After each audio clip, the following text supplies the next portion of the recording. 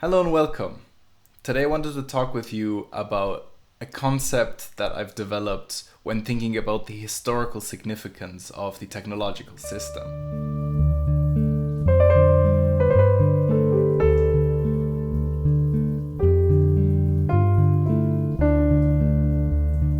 So what I mean by that is I want to look at technology as something that's essentially a historical event, not necessarily some sort of abstraction from tool usage. So there's many different views of technology. There's many different ways of reducing technology to being some sort of organic organism of a different qualitative property that has been co-evolving with humanity.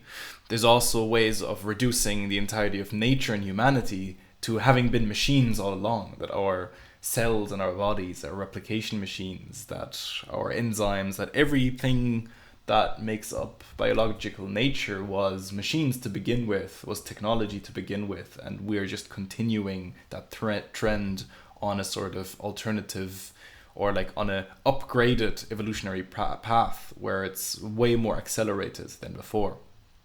It seems evolution accelerates in a way, evolution evolves in a way where you get kind of mechanisms of evolution that keep adapting to an ever accelerating rate. So for example, sexual selection has accelerated adaptation, mutation, much more compared to mere cell division. And arguably the transition to a, let's say, conscious or technological humanity has accelerated this whole evolutionary process even more. The entire ecosystem of the planet is being transformed at speeds that are perhaps unprecedented. So what does this mean? Can there be infinite acceleration? Can there be this sort of inflation that escapes to infinity? Now, if you want to look at historical time, one could say there is some sort of unknown point in the past, which is either the beginning of time itself, or it's the beginning of consciousness, you would say. And then there is this sort of direction of time, which we perceive, especially in a progressive world, in a modernist world, to be linear, which in the past, or by some traditional tribes, has been seen as cyclical, as going through cycles of ever reoccurring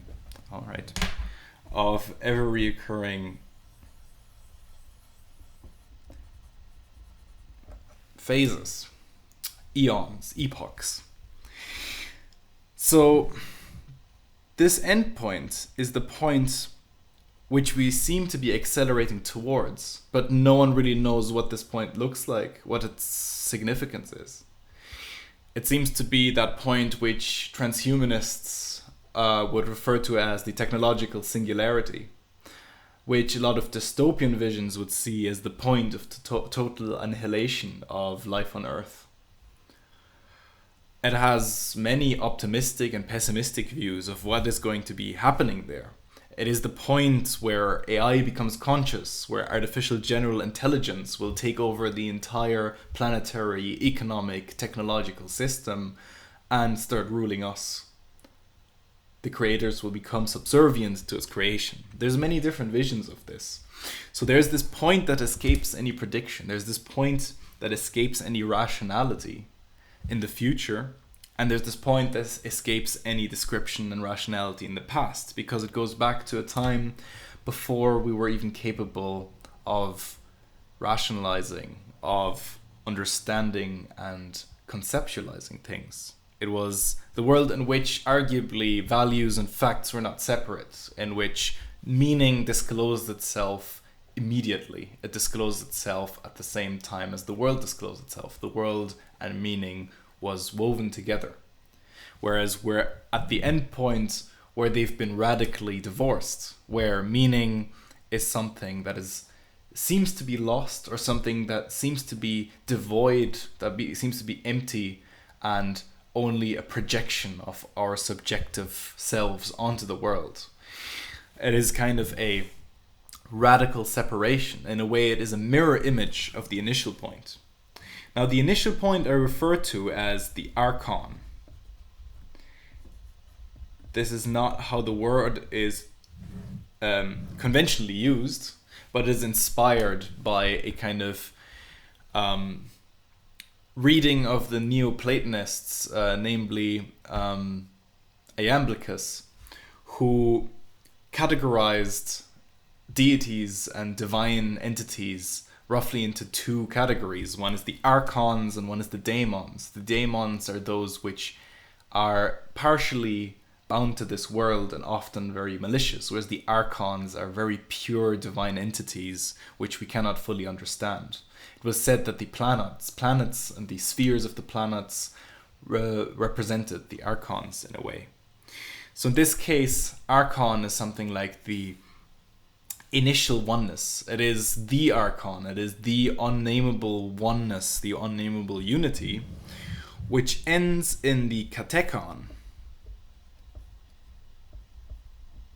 which is also an appropriation on my part of a word coming from Christian eschatology, where the Katechon was that entity, that paradoxical entity which prevented the apocalypse.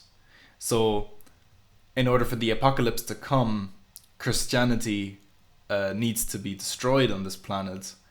But on the other hand, Christians are told to maintain and preserve Christianity. So in a way, the kind of maintenance of the secure world that hasn't declined yet prevents the actual apocalypse from happening, but kind of on the downside, on the paradoxical downside, it also prevents the second coming of the Messiah.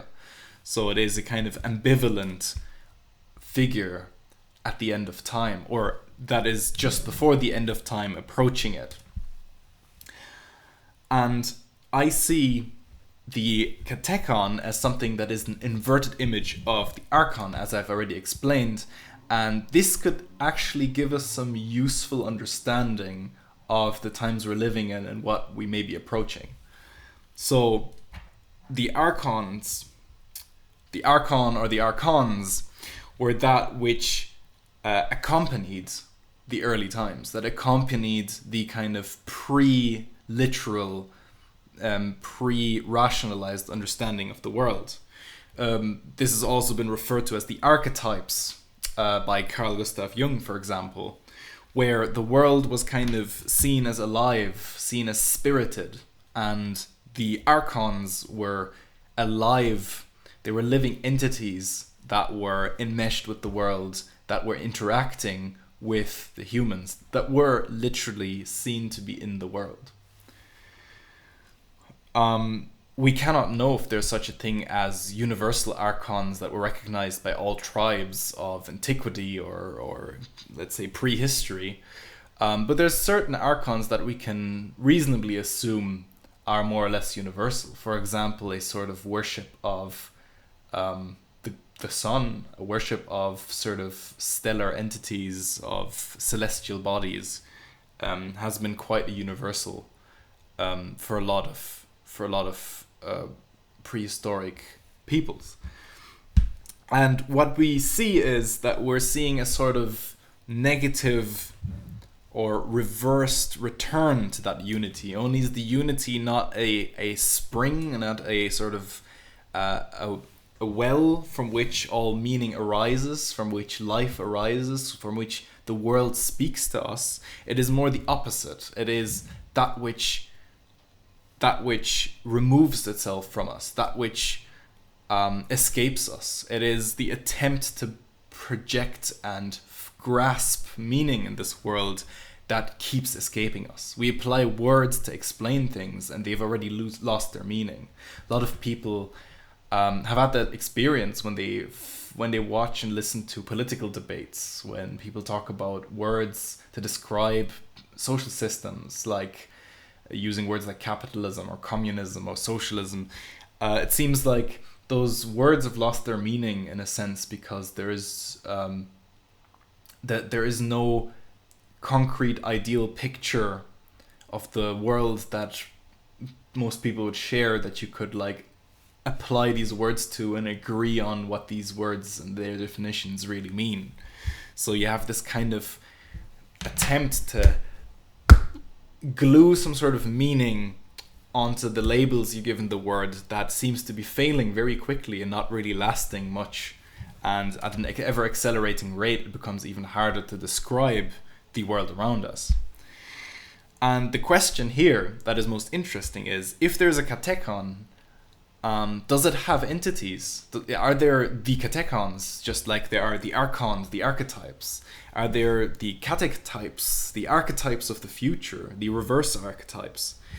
And that is an interesting question. And there has been interesting thoughts by people like Chris Gabriel, who talk about AI entities and digital avatars representing a reoccurrence of the archetypes. So in a way, the archetypes could be seen as some sort of evolutionary patterns of behavior, and they are now returning in their kind of libidinal forms, and their kind of forms that they take on if they need to serve, or if they need to depend on a consumer society to self-express themselves.